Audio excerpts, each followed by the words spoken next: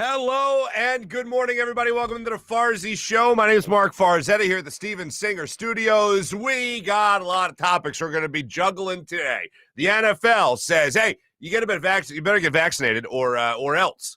They don't make you get vaccinated, but they're kind of making you get vaccinated. We got that to get to. The Phillies lose 3 in a row after dropping 2 in New York to the Bronx Bombers. They lose another one to the Braves. Now they're dead even. 4 games out of first place, both the Phillies and the Braves, which is fun. But it's fine because it's not like they were trying to see who was taller in between innings or anything like that. I mean, who would do that? We'll get to that in a second. And then we also have Farzy in the field coming your way a little bit later in the show, where I went down 9th Street. I mean, who better to talk to than people on 9th Street? I mean, those people know how to eat. Am I right? And I just asked them in honor of Giannis Antetokounmpo going out there and getting the 50-piece nugget from Chick-fil-A. What is their favorite celebratory meal? So I went out there and just had some fun with the good people of Philadelphia, and I found an interesting story.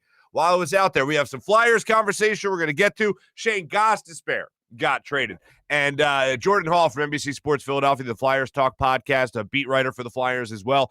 He'll be joining the show coming up a little bit later to break down all the things going on with the Flyers. Jack Eichel might be available. Turns out not so much, but it was out there for a minute or two where the Flyers could have been interested, and I'm sure they're still interested. Just doesn't really seem like it's going to happen. But we got so much to get into today. Want to start it off with the Philadelphia Phillies, who had another disappointing game just yesterday. Now, like I said, they've lost 3 in a row. They started out with an unfortunate situation in left field with Odubel Herrera booting a baseball to put the Braves on the board 1-0. And then you knew you weren't really going to have a lot of room for error in this game. So the minute you saw that error, you thought, maybe the Phillies will be happy to be back home, hitting the baseball at home. Maybe the bats will come alive, and maybe you'll be good to go. Maybe they'll bail out a guy like Matt Moore. Well, that didn't happen because Matt Moore gave up a grand salami to Dansby Swanson in this ballgame on a pitch that Joe Girardi said got a little too much of the plate. You think? And, of course, he had to go with Matt Moore a little bit longer than he wanted to because the bullpen was already drained from the previous game. Things are just really looking up for the Phillies. So they went through a big struggle again yesterday. And all the momentum you thought you had gained going into the All-Star break, the momentum that you thought that you could actually hold on to and hold it like it was a teddy bear comforting you, has now gone out the window. And I know they got Zach Wheeler on the hill today. Well, the Braves, they got somebody going for them that's pretty damn good as well. As much as I'd like to say that, oh, yeah, you can hang your hat on Zach Wheeler, you'll be fine.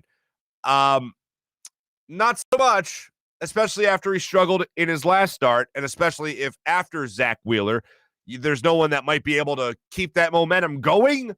That's where you have a lot of concerns because momentum is all about streaks, winning streaks, keeping momentum going. It's not momentum if you're sputtering. It's not momentum if you get one good start from one starter, and then you got to rely on God knows who else in this rotation, Vince Velasquez, whoever it might be, to be the guy to continue that momentum. I mean, we've heard of stoppers in baseball. Oh, you have a losing streak. Here's your stopper. That's good. Zach Wheeler's your stopper in this scenario. Can I get a starter? I need a starter here. Someone to start the momentum. I need someone to stop the bad juju, which is hopefully what Zach Wheeler does today. But how about somebody that starts it up? I need Zach Wheeler today against the Braves to not only be the stopper of a 3-game losing streak, I need him to be the starter of a 5-game winning streak, maybe. Can we go with that? Maybe. How about this? We'll start small. 3-game winning streak. Win the series with the Braves. Be 3 games up on them by the time you wrap things up. And then we can start talking about momentum again. But Odubel Herrera was obviously back in the big leagues, and you see the play there in left field, and it didn't exactly make you feel good. But Matt Moore is the story of the game as far as I'm concerned with his struggles in this one. And the fact that the bullpen was in such a bad spot, he was forced to be out there for a lot longer than what you would really liked him to have been out there for. Joe Girardi did talk about the game afterwards, talked about just that, trying to start up some momentum going forward. They go into the All-Star break. And they, of course, win 3 out of 4 against the Cubs. They win 2 out of 3 against the Red Sox. And then you see them start up against New York. And it didn't go well there. And it's not going well now at home with a 7-2 loss. Here's Joe Girardi after the game. Well, momentum always starts with the starting pitcher the next day, and we got Wheeler going, and I know they have a good pitcher going as well, but we need a big start out of Wheeler tomorrow. Let's cross our fingers that comes to fruition. Matt Moore in total yesterday, 6 innings of work, 6 earned runs, only 4 strikeouts, issued 3 walks. I mentioned earlier the offense there, the bats. You thought maybe started to figure it out.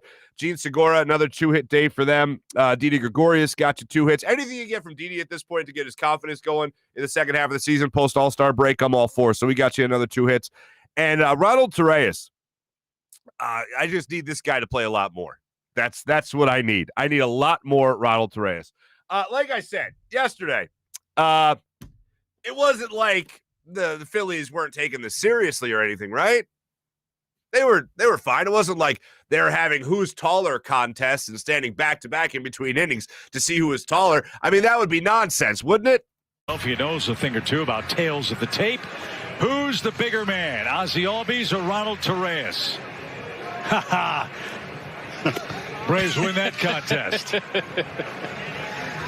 So good. Don't do that thing. Please don't do that thing. Don't do that thing, Phillies, where you pull me in again, and then I got to go, I'm out. This team ain't doing anything. And then maybe you win a couple more, and then I'm back in terms of believing whether or not this team's really a playoff team. I'm always going to be invested. I'm always going to be watching. It's not like that. But the Phillies, I really would prefer they don't do that thing again, where after they force me out and they pull me back in, they force me out again.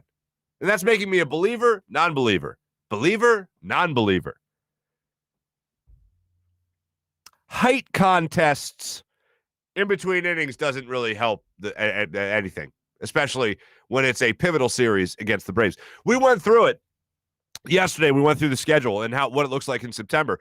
You end the season against divisional opponents, obviously, but the big games are going to be in the middle of September when you have 3 against the Mets.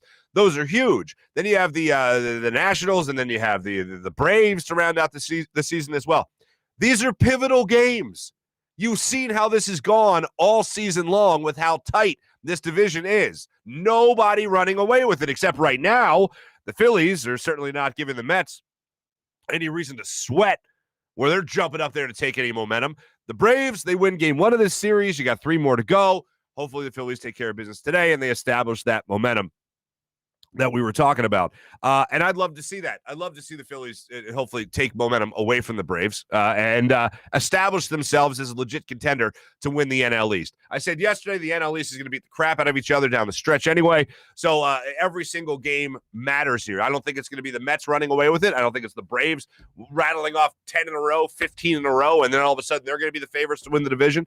I think it's going to be a matter of these teams just beating each other up down the stretch. But it'd be good right now if the Phillies didn't start off this series by taking a 7-2 loss. And by the way, the starter that Joe Girardi mentioned today is Max Fried, who is he hasn't had the best year.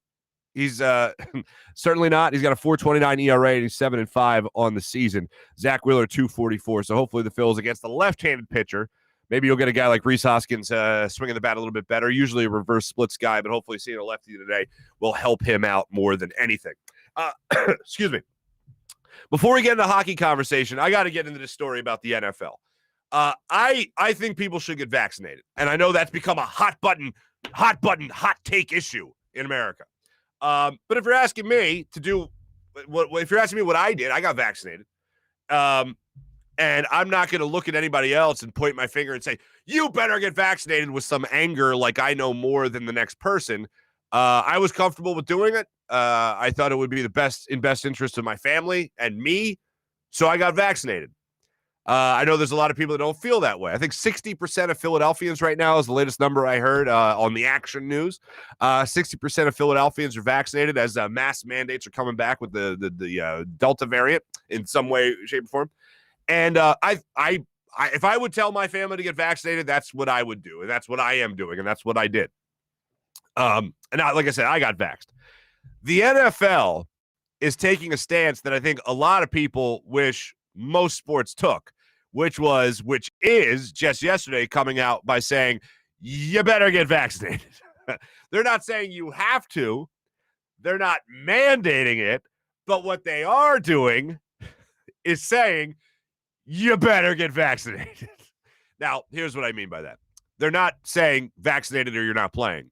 What they're saying is anybody who's not vaccinated and there's an outbreak on a team and that game has to be canceled, postponed, and can't be made up, then that counts as a forfeiture. So you would forfeit the game. And on top of that, you ain't getting paid. Holy pots and pans. Now, look, we have wanted the commissioner of the NFL, Roger Goodell, to be less on the fence, less wishy-washy about other things that he's been involved with since taking over as commissioner of the NFL. A lot of that has been due to off-the-field issues, domestic violence being one of them, and it seemed wishy-washy on stances there, and hiring independent investigators and hiring a female investigator to look into different scenarios that have come out, Ezekiel Elliott being one of them.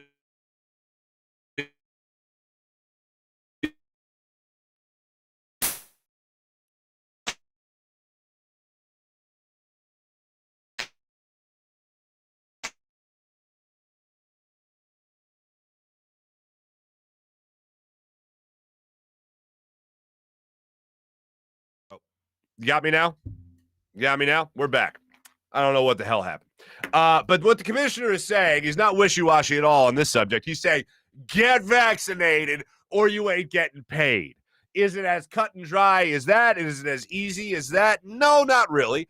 But what he's saying, if you really read between the lines here, is get vaxxed.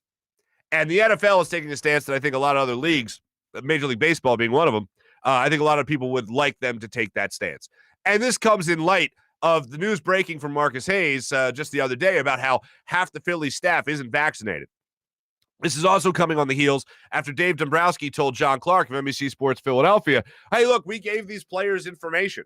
We did a presentation. We gave them a pamphlet saying all the benefits of getting vaccinated and answering any questions they might have. And still, thanks but no thanks. Aaron Nola, thanks but no thanks. I won't get vaccinated. The NFL they ain't messing around. They're threatening game checks. And yesterday, Ezekiel Elliott of the Dallas Cowboys wasn't even sure of the specifics of the new NFL guidelines. And he was at his press conference yesterday. He was asked about it. And he goes, I grew up in a family where we didn't get vaccinated. So how can you all of a sudden tell all these people in the NFL that they have to get vaccinated? Maybe they didn't grow up in families where they got vaccinated. And then the reporter said, you realize that they're threatening game checks. And Ezekiel Elliott was like, huh, what was that? I don't get paid? All of a sudden, that vaccine is looking pretty good. I think I agree with telling people, especially if you can in a work environment, if you can say, hey, yeah, this is in this workplace, you're getting vaxxed. That's what the NFL is doing. I don't have a problem with it. I know a lot of people do have a problem with it. I don't have a problem with it because for me, it wasn't about me. It was about other people around me that I was trying to take care of. That's how I look at it. I'm not telling you how you need to feel about it. That's just how I feel about it. I credit the NFL. I give them credit for at least stepping out there and saying, hey, look, you ain't getting paid, basically, if you ain't getting vaxxed. If you ain't vaxxed and there's an outbreak on your team and you can't play the game, both teams ain't playing and both teams ain't getting paid. So now you got to look your other teammates in the eye and be like, oh, yeah, I still don't feel like getting vaccinated. Really? So you're going to cost me my game check now? Look, let me just get this out of the way for the people that don't know. It's not a bulletproof vest. It's not all of a sudden you're definitely not going to get COVID or the Delta variant of it or whatever. But it puts you in a better standing. That's for sure. I'd rather have, what was it, at least the J&J was 66% effective or something like that. I'd rather be 66% effective than not at all. So I'll take my chances on that. So credit to the NFL for the move that they're making there. We got some Flyers conversation here. We got a lot of it coming up. Before we get to Jordan Hall of NBC Sports Philadelphia, if you remember just the other day, we were supposed to have Riley Cote on, and unfortunately it didn't work out. Riley had to take care of some stuff. Everybody's fine. Everybody's good. But Riley did join us later on, and if you didn't catch that interview, it is available on our YouTube channel, so people can check it out right there. But the big move that the Flyers have made, other than the one yesterday in moving Shane Gostisbehere, basically going around the league begging people to take Shane Gostisbehere. Riley Cote joined us where I asked him about the other big move, and that's Ryan Ellis. Here's Riley Cote's take on that. Ryan Ellis, now a Philadelphia Flyer. What was your reaction to the move? I think it's a good move. You know, he's a top pair guy. He's definitely a top 4 guy, probably with Provy there, right-handed shot, I believe. I think it's a good move. You know, I like Phil Myers, but we needed to upgrade the defense core. You got to move a younger piece. There you go. And then I think Nolan Patrick just needed a fresh start. You know, he goes to Vegas, and it's his old general manager from junior. So I think it's a good place for him to go. No pressure, just play. But on defense, Flyers, I think it's an upgrade for sure. Then you can see, of course, more Riley Cote on the Nasty Knuckles podcast with Derek Settlemeyer. I was talking to him also about Sam Moran, and he mentioned the experiment with Sam Moran going on the going as a left wing in the minors, and then trying him out, obviously the pro level, the NHL level as well. And I said, so that's done, right? We don't have to worry about Moran being a left winging. And he goes, oh, no, that experiment's done. I said, thank goodness. I'm pulling for the guy. Anyone that's been through the struggle and the fight that he's been through just to be on the ice, I'm rooting for that guy. And yeah, it obviously sounds like he is on board with Ryan Ellis joining the Flyers. Change the scenery for some other guys. It all makes sense. We'll get a little bit more on the Flyers and some of the latest stuff that's come out, especially with their schedule coming out yesterday from Jordan Hall, coming up in just a minute right here on the show. So I look forward to that. And like I said, a little bit later on, we got conversation regarding the Farzy in the field. We'll have some fun with some people on 9th Street there as well. But let me tell you right now, ladies and gentlemen, about the great people at Steven Singer of Steven Singer Jewelers. Here at the Steven Singer studio, like I said, everybody to Steven Singer. Getting engaged, big present, big birthday, whatever it might be. Steven Singer Jewelers got you covered every single day with great quality diamonds, great quality jewelry, as well as the perfect price. Every single day. You never walk into Steven Singer and they go, oh, you should have been here yesterday. You just missed the sale. That's unfortunate. No. Every day it's set at the perfect price. So you know you're getting the deal every single day. When's the deal? When's the sale? Every day. Need a coupon? Not so fast. Not at Steven Singer, because every day set at the perfect price. No haggling, no hassle, no negotiating. You just walk in and worry about what you want to buy, not how you want to negotiate. You don't have to worry about the person next to you paying more than you. You're good, or less than you. You're being taken care of every single day with the perfect price. Great quality, guaranteed every single time. I told you my story years ago when I got engaged with my wife, or to my wife. I walked in. I said, I need a ring, and I got 2 hours. Guess what I walked out with? The engagement ring I proposed to my wife with the 48 hours later in the beautiful city of Detroit. The romance capital of the world. So go to Steven Singer, Steven Singer Jewelers. They'll take care of you. They also got fast and free shipping at IHateStevenSinger.com. And they also have Ready for Love diamond engagement rings standing by, ready for you and ready for your love. Go to IHateStevenSinger.com. That's IHateStevenSinger.com. Fast and free shipping every day at Steven Singer Jewelers. Without further ado, let's jump on the Rothman Orthopaedics guest line. Talk to my good friend Jordan Hall about all things Flyers and just crazy things happening with them. Jordan Hall, NBC Sports Philly, joining us on the Rothman Orthopaedics guest line.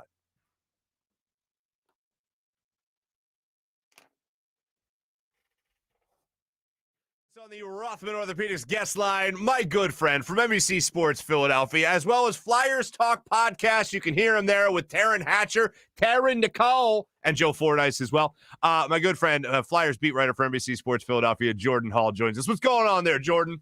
Not much, Mark. How are you doing? I'm doing excellent. I will say, I have to ask this question. So I don't believe in experts. Okay, I don't believe in them. All right. But I will say, if I have to say, I am much more of a Flyers fan than I am a Flyers expert. So in that tone, in that message, let me ask you this question. What the hell is going on with the Flyers right now? Ghost is gone. They bring in another veteran defenseman, Ryan Ellis. Don't get me wrong. I'm happy about all this. But that Chuck Fletcher fella is making a lot of moves, no? Mark, he sure is. And I wonder if maybe that quiet offseason, his previous one, is having him push that act button. I think he's acting, and he understands the team needs to fill holes. I think that became very clear when you allow the most goals in hockey. You have holes, and you need to address them. in my mind, Chuck Fletcher, in his tenure with the Flyers, he's 1 for 2 in off seasons. His first off season was a very good success. He made 4 trades. He made the team better. The proof was in the numbers. They won their first playoff series since 2012. They came 1 win away from the East Final. But then his next offseason, a lot quieter in the flat cap world. They didn't replace Matt Niskanen, and it was very costly. The team had a letdown season and allowed 3.52 goals per game, the most in all of hockey. That can't happen. So now he's trying to, I think, win this third offseason, make himself 2 for 3, and set this team back up to contend again in the playoffs. All right, well, look, I know Flyers fans always want the Flyers to be aggressive, and that's something that we've all inherited from the long Ed Snyder era of the Philadelphia Flyers. Do you like what you're seeing so far from Chuck Fletcher as far as this offseason has gone? Ryan Ellis, Nolan Patrick out, Shane Gostisbehere out. Would these get the Jordan Hall stamp of approval in your mind there, Jordan? I do, Mark. I like it. I think it does get my stamp of approval right now because I do think he had to be aggressive. And in order to fill massive holes, one such as a top pair defenseman, you have to give. You have to give things up. You have to utilize your depth wisely. You can't hold on to every single prospect, every single draft pick. You have to utilize depth, and I think they've done that so far. They've given up Philip Myers and Nolan Patrick, 2 younger players that aren't established yet. They have upside, but they were assets. And they were able to land you a top pair defenseman in Ryan Ellis, which was by far the Flyers' biggest hole. Top pair defenseman, a guy that could slide onto the right side of Ivan Provorov. And as we know, NHL teams, the really good ones, the ones that contend, are built on the back end. They're built with defensive depth, and they're built with goaltending. So they addressed their biggest hole before expansion draft even happened, before free agency happened, before the entry draft. So they filled a really big hole before a lot of things happened, and they still have room to add here. They're operating in a flat cap world, and I think Chuck Fletcher, in my mind, is doing the best to operate in that flat cap world. The Shane Gostisbehere trade was really tough, Mark. Don't get me wrong. You lost a guy that had a 65-point season on his resume, had that 17-goal rookie season when he was runner-up for the Calder Trophy. That's a really good resume. You lost him for essentially nothing other than the cap relief, and you had to give up 2 draft picks for him, the 2022 second-round pick and a 2022 seventh-round pick. I get that's tough to stomach, but it just shows you teams are not willing to take on money right now. They're just not, and Shane Gostisbehere was making $4.5 million this upcoming season and the next. And the Flyers need cap space. In order to fill holes, they need cap space, and I think Chuck Fletcher's making the tough decisions in order to get that cap space. I got two for you just on Ghost. One, I saw the report earlier in the day about possibly wanting a first-round pick along with Shane Gostisbehere. Yeah. Is that all about cap, or is that more about not having a lot of confidence in what Ghost could bring to the table for any other team? Yeah, isn't that crazy, Mark? I think that shows you how much teams are valuing cap space and how much they're saying, no, we're not taking on cap because it's so difficult right now to add players. It's so difficult to sign your own players because players, a lot of players outperform their previous contract and they're due new deals with raises. And when the cap floor is not rising each offseason because of the pandemic, teams do not want to take on money no matter, what the player is. And Shane Gostisbehere has a nice resume, but he hasn't quite been the same player really since 2017-18 when he had his career year. And I think teams probably knew the Flyers were looking to shop Shane Gostisbehere. Sure. And when Chuck Fletcher was out there offering Shane Gostisbehere to teams, I think they knew they were willing to part with this guy. They were looking to move him because they needed cap relief. So what were they doing? They were trying to sweeten up the deals. Okay. And Chuck Fletcher told us today that one team, not today, on Thursday, one team asked for Cam York, their 2019 first-round draft pick, to take on Shane Gostisbehere in his cap hit. And another team asked for the first-round pick. So teams were seriously trying to sweeten up deals. And it tells me the Flyers were really crossing their fingers that Shane Gostisbehere was going to be taken in the expansion draft because they made the trade the very next day after the expansion draft. And clearly, if the Kraken had taken Shane Gostisbehere, that would have been it. But the Flyers did not get him taken. And what do you have? They have to give up draft picks just to move him. So it tells you they were ready to part ways with Shane Gostisbehere. That deal was probably ready to go. Had Gostisbehere not been taken by the Kraken, he was not, and the Flyers parted ways, and it ended the Gostisbehere era. Yeah. That was the first time somebody said the Kraken, and I'm like, what the hell are you talking? Oh, yeah, that's right. So I'm still getting used to it. So last thing on Gostisbehere. Yeah. Where did it go wrong? Why did it go so wrong? For a guy that I remember coming out being like, oh my God, they're going to have a defenseman for the next 15 years on the blue line that can carry the puck and all that stuff. And then all of a sudden, he just wasn't nearly as good. He hit a wall and just wasn't the same player anymore. No, it's true, Mark. It's kind of hard to wrap your head around when you think back to his rookie season in 2015-16 when he crashed onto the scene and won fans over. He was this fun, slick, elusive defenseman that was kind of dashing along the blue line, making plays. He had the point streak, 17 goals. He literally willed the Flyers into the playoffs that year. They got in the second to last day of the season. If Shane Gostisbehere doesn't come up and have the season that he did, the effect that he did, they don't make the playoffs. That was crazy. And then 2017-18, a 65-point season. Look back at defensemen, and you're not going to find a ton with a 65-point season and guys that get moved later on or guys that kind of lose favor in the organization. 65-point guys, they stay in one place, and they're valued. Shane Gostisbehere was still valued, but he was a guy built on mobility, built on confidence in his legs, confidence in moving the puck with his legs, and he just really got hit hard with injuries. And when you get hit hard with injuries, your confidence takes a hit. And he had admitted to us numerous times, he was very honest with us, and we appreciated that as media members. He didn't have confidence when he was hurt.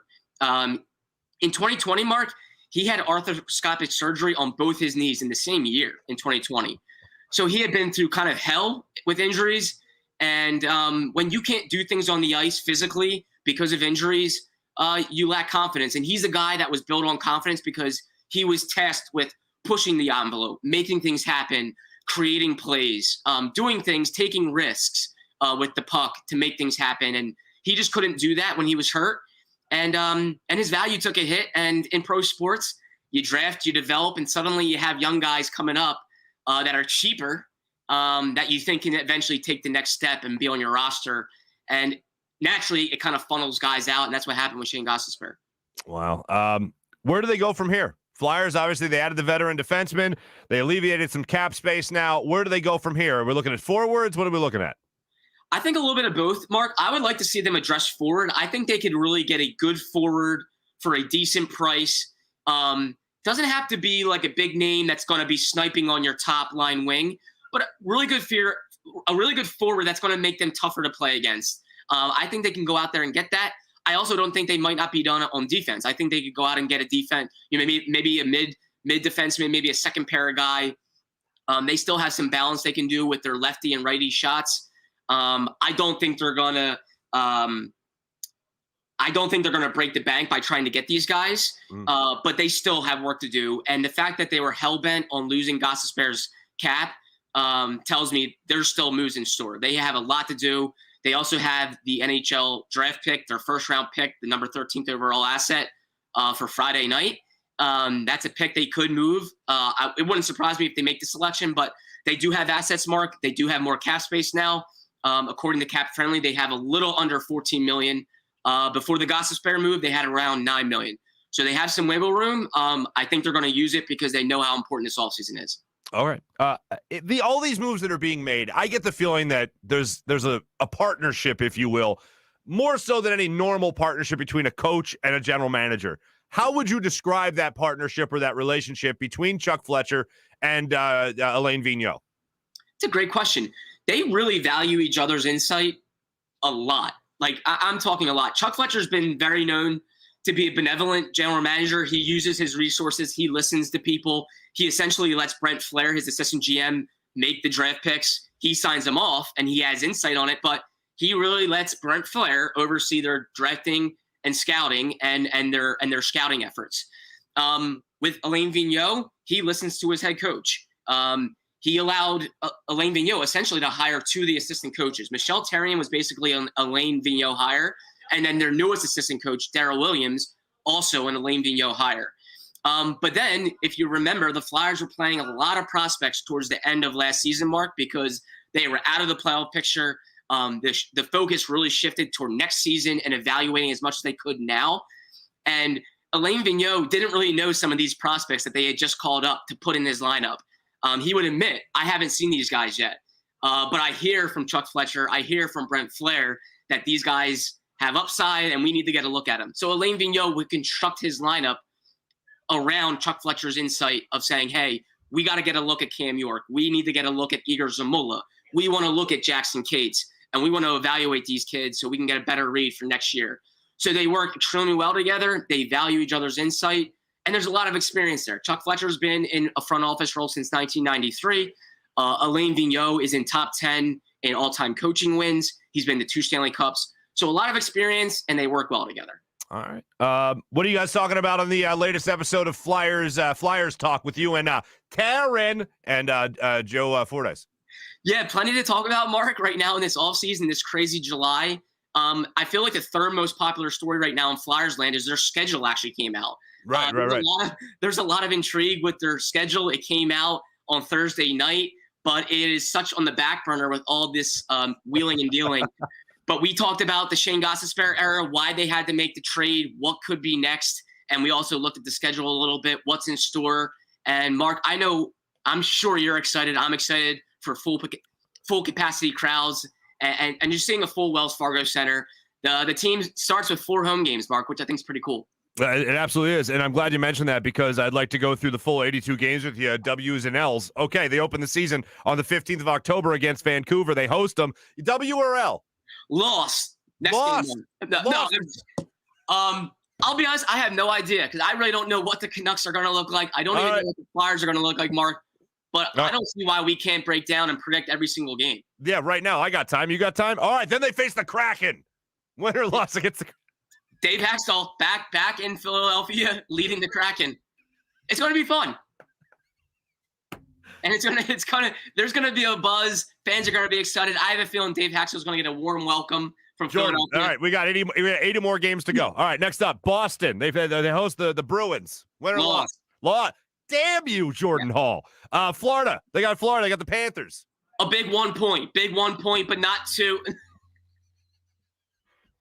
All right, I'm glad we're entertaining us now. Anyway, Jordan, final question. I got a good friend of my one of my best friend's little brother's going out on his first date. Should he wear a golf shirt or a T-shirt that has wolves howling at the moon? Oh, wolves howling at the moon. That's what I thought you'd say. That is a natural conversation starter. That person's going to respect you. That significant other is going to respect you. The moxie it takes to wear that shirt, Mark. You're damn right. The moxie it takes. Yeah. It's like a boy named Sue. Make it tough. I made half of my friends in one night wearing a wolf shirt at a party at Rider University. Half my friends came from that shirt. I owe a lot to it. The friend shirt. The friend maker. The friend maker. Exactly. Jordan Hall, the friend maker, Flyers Talk podcast, beat writer for the Flyers for NBC Sports Philadelphia, friend of the show, Jordan Hall. Jordan, always great catching up with you, my brother. Thanks so much for stopping by on the Rothman Orthopaedics guest line here on the Farzy Show. Mark, thanks so much for having me. I've been loving the show and really appreciate you having me on. You're the man, brother. Thanks so much. Thank you. All right, we'll go back and we'll get the extra 78 games maybe on another episode, all right? Yeah, we'll write them. I'll jot them down. I'll send them to you, and then we'll talk about them. Sounds good. Jordan Hall joining us there on the Rothman Orthopaedics guest line. See you, Jordan. Thanks, Mark. See you. Yes, for the people asking, that is the guy who did the eyes at Taryn in the locker room. It's the friendly, waiting for the elevator thing. I think the comedian Brian Regan, who I'm a fan of, describes it as the I see you, but I got nothing to say to you. Look, if you haven't made that look at an elevator about somebody standing next to you, just be like, I don't know what he's supposed to do in that situation. Anyway, he saw Taryn that time, and it's a hilarious thing, and it's a great gif. And yes, I do have it on my phone still because it's flipping hilarious.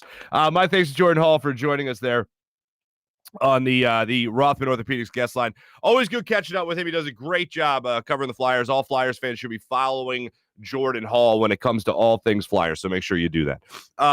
Before we get into our social media check-in and also our Farzy in the Field brought to you by FanUp, let me tell you a little bit about Rothman Orthopaedics, ladies and gentlemen. That's right, Rothman Orthopaedics. When you have orthopedic issues, you need a physician who eats, sleeps, and breathes orthopedics. You need an exceptionally specialized Rothman Orthopaedics physician. They not only specialize in orthopedics, but each of their physicians only focuses in on one area of the body, so you can have the absolute most confidence that you can get past the pain and be what you were. Visit them in one of their 30-plus locations in Pennsylvania and New Jersey, including 4 orthopedic-only urgent cares. Learn more at RothmanOrtho.com. That's RothmanOrtho.com. Also, how about our friends at Steak and Maine and SteakandMaine.com? Check them out right there for more information. My man Tony Cavada just hooking it up for people. 22 delicious ounces of steak you can get there.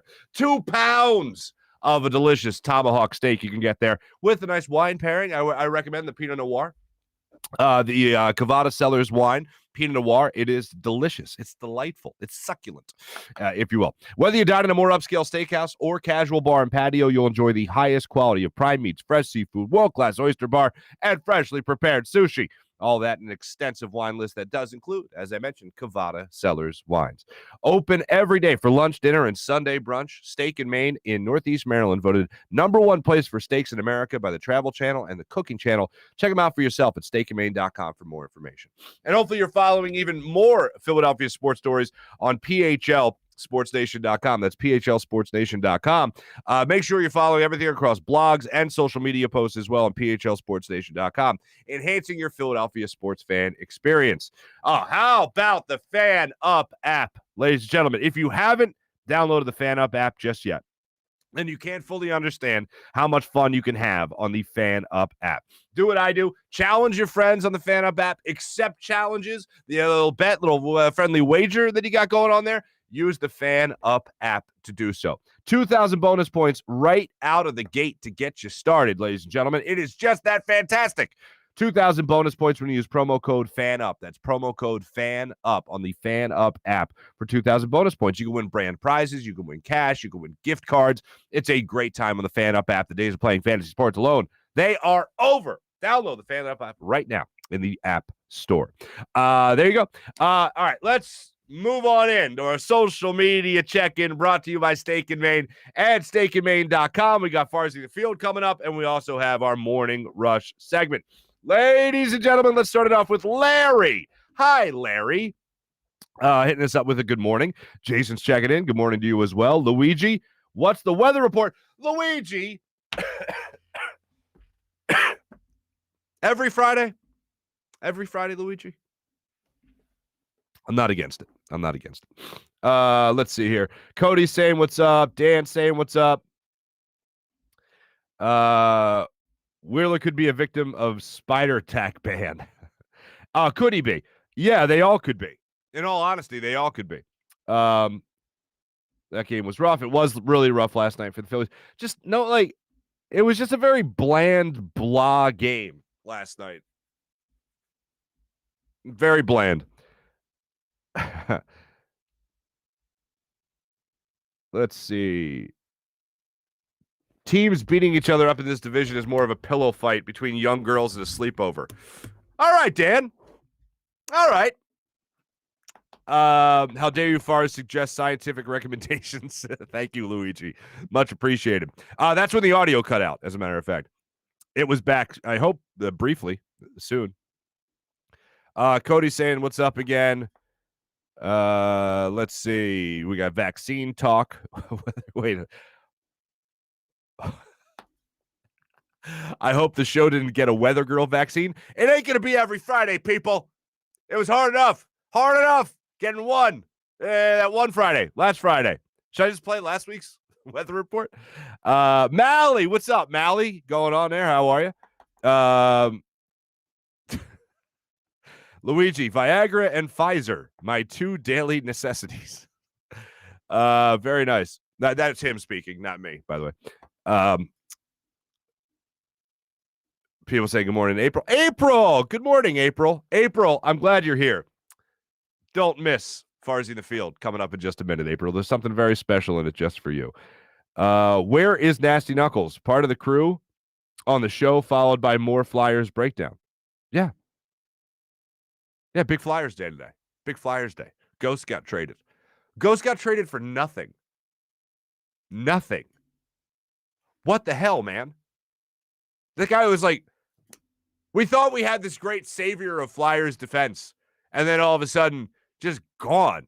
Nowhere near the player he was. He played better after they put him on waivers, and he cleared waivers. He played a little bit better after that, but not to the point to save his Flyers career. But I mean, I wish him well. I kind of feel bad for the guy, but I wish him well elsewhere. Let's see here.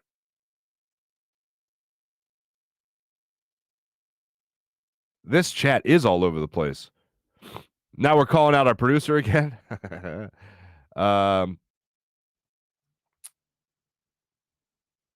Let's see. Sounds like, oh God, what the hell is going on in this chat today? You guys are off your rockers today, people. And I appreciate it, by the way. It's all out of respect and love that I say this. I don't even know how to comment on some of these things. Thanks for watching. Thanks for listening in the comments here.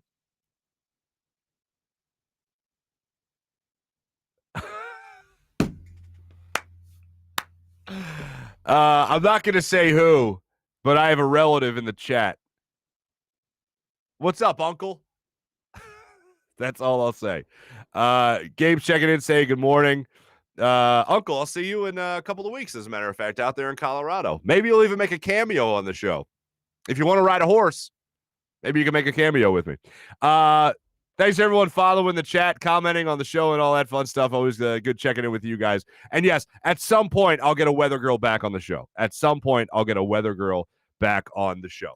You know what? That's what you guys are saying right now. Let's take to the streets of Philadelphia for this week's Farzy in the Field, brought to you by the great people, the FanUp, inspired by Giannis Antetokounmpo, going out there and getting a 50-piece nugget. What do you like to eat when you celebrate, ladies and gentlemen? That's what we asked the good people of Philadelphia. I went to 9th Street to find out. Here it is, Farzy in the Field, brought to you by the FanUp app.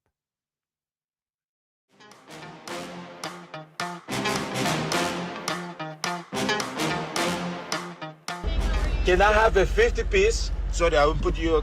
Can I put your camera? Do you mind or no? Sure. So can I have, please, a 50-piece Mac Minis? In honor of Giannis Antetokounmpo eating a 50-piece nugget from Chick-fil-A, what do you like to eat when you celebrate? Pizza, chips and dip. Chips and dip? Stick with beer. Beer. Pretty solid. Chicken wings. Chicken wings. Okay, wait. Let's go back to the beer for a second. Where can we party? Because that sounds like a good time. We're going to Ocean City. Oh, I'm from Minnesota. I need a Yingling. Oh. Bad. Sir, when you celebrate, what do you like to eat? A good scotch. All right, found my new friend here, Bonnie. Bonnie, in honor of Giannis Antetokounmpo getting a 50-piece nugget from Chick-fil-A after winning an NBA championship, what do you like to eat to celebrate? Okay, nice glass of wine and chocolates. Wine and chocolates for Bonnie. Wine and chocolates. All right, perfect. I always like to get a kid's perspective here. My man, how old are you? I'm 6 years old. 6 years old. I would have sworn you were 7, man. You look diesel, all right? When you like to celebrate, what do you like to eat? I'm a 10-piece nugget with chicken on it. Wait, hold on a second. Was that a 10-piece nugget? Well, I guess that makes sense, because you're about 10th the size of Giannis, right? I made some new friends here. Very interesting backstory. They are in town from Atlanta for the Phillies-Braves game, but their dad raised them right. He raised them as Phillies fans despite growing up in Atlanta. That's amazing. So let me ask you guys, first off, welcome back to Philly. Hi, thank you. Now I'm asking people, when they celebrate, so when the Phillies beat the Braves, hopefully, what are you guys going to eat to celebrate? Pizza. I'm going to eat a lot of ice cream. Wings. Okay, very good. What kind of ice cream are you going for? Like cookies and cream. Cookies and cream. Can I just ask you to settle a debate on my show? Yay or nay when it comes to mint chocolate chip ice cream? Nay. Yes! That wasn't prompted. What's that? It's toothpaste. I know, right? It's like you're going to the dentist. That's awful. You're my new best friends in the whole wide world.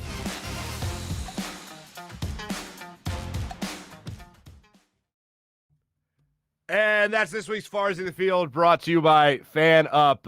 April, I hope you enjoyed that. Mint chocolate chip ice cream is garbage. It's trash. Reminds everybody going to the dentist. I never even thought to make the analogy right there of toothpaste. But anyway, that is what it tastes like. And our social media check-in brought to you by Steak and Maine. By the way, I forgot to add the poll question up today. What do you like to eat when you celebrate? Pizza, wings, more adult beverages, or other. 48% of you said wings. You celebrate with wings. You know what I'm really surprised by? Nobody said cake. Literally, Well, we're supposed to all have birthday celebrations, parties. There's always cake. Office party, take one and pass it down. Like that kind of thing. Nobody said cake. I was shocked. Ice cream, got a lot of ice cream. More adult beverages came in second with 26% of the vote. 19% of the vote said pizza. Who doesn't enjoy a nice pizza? A fun fact about me, I don't eat cheese pizza. I don't eat plain cheese pizza. I have to be starving to eat plain sliced pizza, because when I eat plain pizza, I only think of what it could, like, it's missing something. Plain pizza is a wasted opportunity, as far as I'm concerned. To have a nice plate of cheese on tomato sauce and bread with pepperoni or a nice soppressata, that's what I go for. That's what I go for. And I know people hate me for that opinion, but you know what? Go ahead and hate me. That's how I feel. So wings wins out. And I'm definitely a blue cheese guy over ranch. No doubt about that. Let's see. Cake is gross. April, how can you hate cake? Cake is amazing. Slandering pizza. How am I slandering pizza? Oh, Luigi likes Bonnie. Luigi, should I have asked Bonnie to give us a weather report? Yeah, maybe. No, Bonnie was awesome. Bonnie was a good time. And I believe that was her significant other, the gentleman in the hat, the fedora, who likes to eat scotch. A nice big old helping of scotch. Big old plate of scotch right after a victory. So good for those guys. Party at their house. Thanks to everyone that stopped on the street yesterday and had a conversation with me. It's always great catching up. All right, let's move into our morning rush right now, brought to you by Sky Motorcars and SkyMotorcars.com. I want to start it off with this. If you haven't seen it yet, now, by the way, let me give you this real quick. The Braves and the Phillies were the only teams in the NL East to play last night. The Marlins were off. The Mets were off. So that's why the Phillies and the Braves are both now 4 games out of first place and not 4.5 games out of first place. So we'll see how the rest of this series goes. Now, here's what I got for you. If you haven't seen this story yet, it's made its round. It's gone viral, as they say. I believe it was this young lady's birthday, and she wanted nothing more to go on that slingshot ride at Morey's Piers down the shore, down Wildwood. And Kylie, I believe is how you say it, Kylie Holman gets on the slingshot thing with her best friend. Or I guess her best friend. I don't know. Her friend. And she gets on the thing, and this is what happens. Take a look at this. Happy birthday. Bye.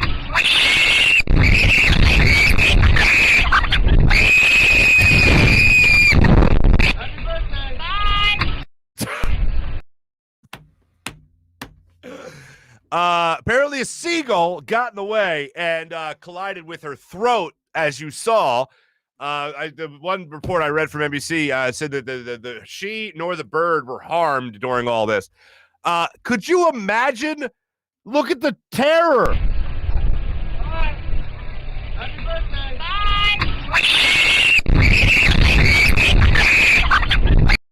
Right there.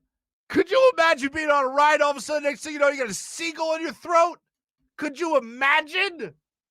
That is horrifying. I don't know if you guys have ever been on a ride where there's any type of malfunction. That is some life-changing stuff right there. That's just got to be scary to get a bird in the throat. And then if you ever hear a mechanical issue, that's a whole other ball of wax right there. But anytime something happens on a ride that is ridiculously unexpected, that's where you kind of have a come to Jesus moment and be like, well, it's been a good run. Kylie, by the way, 13 years old. And one of the things that's really funny about it, now I like to keep it PG-13, I guess, on the show, right? Every once in a while, we'll have a curse word drop and all that stuff. Her friend next to her, I only assume is 12, 13, or 14 years old, in that range, drops a holy bleeping bleep. And that's why most news outlets, including myself, cropped it out. Don't think that was necessary. However, could you imagine being that 12, 13, 14-year-old girl and your parents think you don't curse yet? And then that's what happens. In other news, that's what happens. So anyway, that was yesterday. MLB news. Nelson Cruz goes to the Rays, traded from the Twins to the Rays. So if you're counting on that big bat in the lineup for the Phillies, that's not happening for as far as Nelson Cruz goes. So we'll continue to monitor everything going on with the trade deadline. Craig Kimbrell still rumored, Phillies interest there and all that stuff. And yesterday, with the way the starting pitching was and the way your bullpen was depleted from the previous game, I think the Phillies are going to use every arm they possibly can. And hopefully they're still kicking the tires on Cole Hamels, and we'll see what comes out of that. Michael Kendricks, former Eagles linebacker, Michael Kendricks got his sentence yesterday for insider trading, that is. Michael Kendricks, for insider trading, gets 1 day in jail. 1 day in jail. He also gets 300 community service hours and 3 years probation. Like, not for nothing. Not to go all prison Mike on you here. 1 day in jail. Is that enough of an attention getter? Well, whatever. It's like it's 1 day. It's like, why do it at all? Like a week, maybe? I don't know. 1 day in jail, 300 community service hours, and 3 years probation. I do know someone that did spend a week in jail. I think it was for a DUI, and it was other circumstances. But he spent a week, and he did tell me it changed his life forever. Now, this guy wasn't an all-pro, or not all-pro, but a linebacker in the NFL. But anyway, 1 day in prison. I'll put it this way. I don't want to spend 1 day in prison. So there you go. Michael Kendricks gets 1 day, 300 community service hours, and 3 years probation. So that's what he's got going on right there. There's a story that dropped yesterday from Howard Eskin. He's been talking about Zach Ertz. He's been talking about Deshaun Watson. And I think we all kind of could figure this when you heard all the stories that came out over the last week from Adam Schefter and then from Mike Tenenbaum last week as well, saying that the worst kept secret in the NFL is how interested the Eagles are in Deshaun Watson. Well, Howard put a percentage on it. And Howard, of course, works for the Eagles, which I always find funny when Howard has a story and it's relating to the Eagles. It's like, yeah, you work there. Like, it's funny. So 90% chance, he said, that if Deshaun Watson is traded, 90% chance he winds up on the Philadelphia Eagles. As this offseason has gone on, training camp next week is getting underway.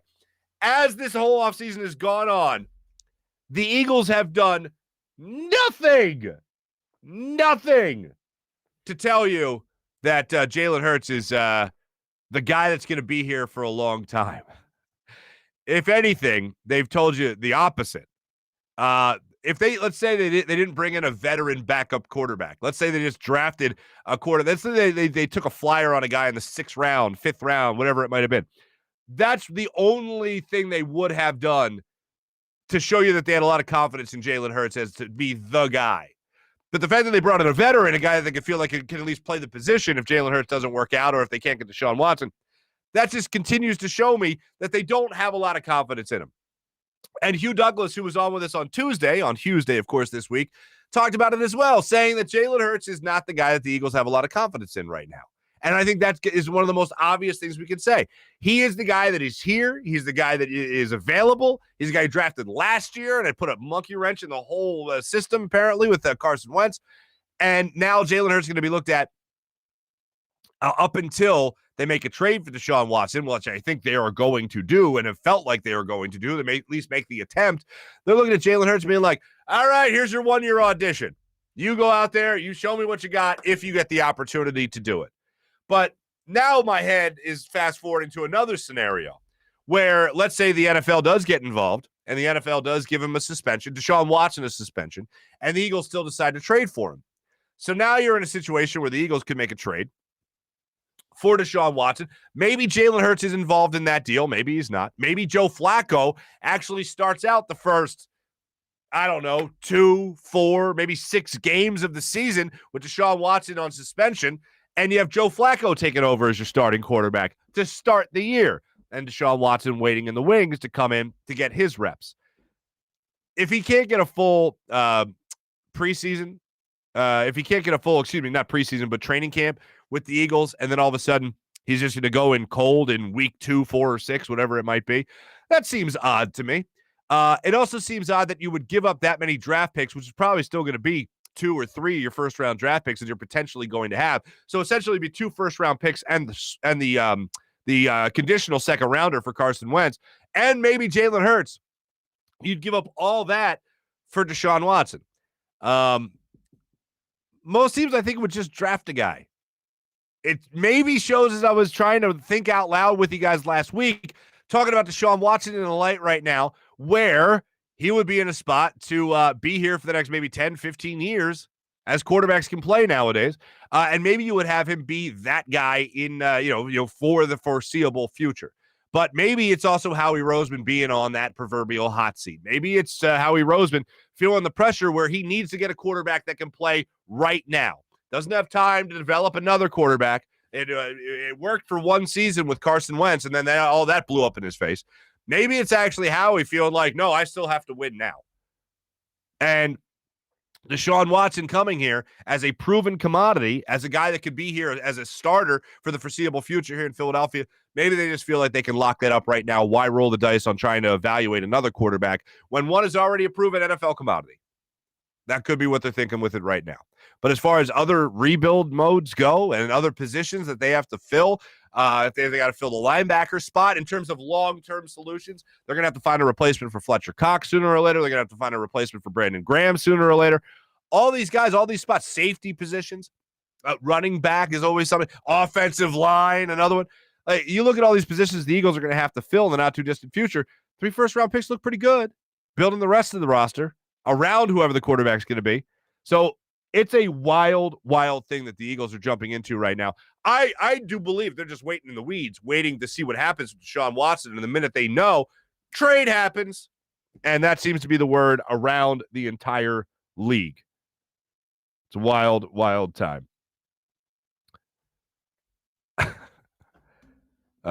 You guys are just fire today with the chat. Absolute fire today. Have you guys ever been on a ride where something malfunctioned or something unexpected happened? I see that starting to get knocked around a little bit here. I remember I was at Dorney Park, and my cousins that listen to this podcast, I remember one of those rides that goes around and around you're in a plane and the plane tilts, whatever, and it goes around and around. I remember the guy went around the rides and like the compartments and went to like pull the doors to make sure they were closed. Well, he went around and the compartment, the whatever in front of me, the guy walks him around, pulls my door doesn't open, so it's safe. Goes to the next one, pulls it, keeps walking, and the door starts to slide open. And the girls that were in that compartment were looking at each other. They were talking. They didn't even notice. And the guy goes and hits the button. And I'm like, what the holy hell? And I remember I was like 15 years old yelling for the ride conductor to stop the ride. And to this day, some of my cousins still make fun of me for yelling, stop the ride. And it was like, no, they had to. Otherwise, the girls would have flown out of the freaking thing. And no, they were safe. They were safe. But it was a real moment. It was a real moment where I was hitting my door to make sure mine wasn't malfunctioning. But yeah, it wasn't exactly a seagull to the throat or anything, but it was definitely something unexpected happening on an amusement park ride. So that's always a good time.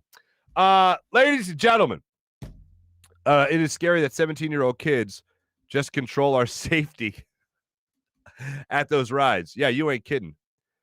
No, but pull up a video of Space Mountain with the lights on. It's a miracle people don't get decapitated on it. I remember that. I was on Space Mountain, and my brother's like 6'5". And he thought he was going to hit his head the entire time. Show trip to Six Flags. Brett, I like that idea. I like that idea a lot. As long as I can go to the safari. I love the safari. Thanks for watching, everybody. Thanks for listening. Jim Hyden produced the program. This is a Buzz Sports Entertainment production. Have a great weekend, everybody. Next week is the last week I'll be in studio for a week as I go out to Colorado, my wife's family reunion. I will still be giving you guys some fresh content while I'm out there, and we'll make sure we have that all planned so you guys know what our plans are throughout. Thanks for watching. Thanks for listening. Jim Hyden produced the program, Buzz Sports Entertainment production. My name is Marc Farzetta. Thanks for joining us here at the Steven Singer Studios. Have a great weekend, everybody. Take it easy.